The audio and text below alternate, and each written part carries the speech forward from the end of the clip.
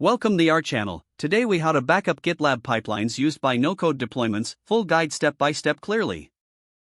To backup GitLab pipelines used for no-code deployments, start by accessing your GitLab project. Navigate to the project dashboard where your pipelines are located.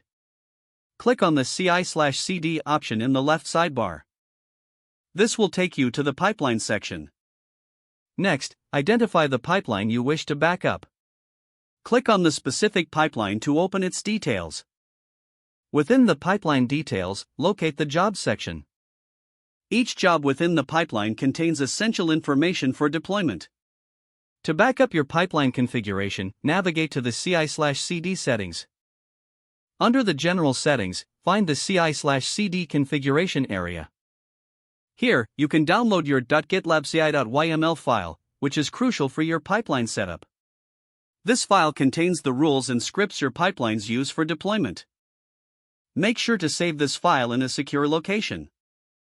Next, consider documenting any specific settings or variables associated with your pipelines. In the Settings area, select CI/CD from the options. Scroll down to the Variables section. Note all defined variables that your pipelines depend on. These variables often include sensitive data like API keys or environment configurations. Create a separate document to store this information securely. After securing the .gitlabci.yml and the necessary environment variables, check for any external integrations. If your pipelines rely on external tools like Docker or Kubernetes, ensure you have backups of their configurations as well. Verify that you have access to any relevant deployment scripts or additional resources used in conjunction with the pipelines. It's also a good practice to regularly backup your pipeline configurations and document changes over time. Set reminders for periodic backups to ensure nothing gets lost. Finally, review your backup process regularly to adapt to any updates in your pipeline requirements.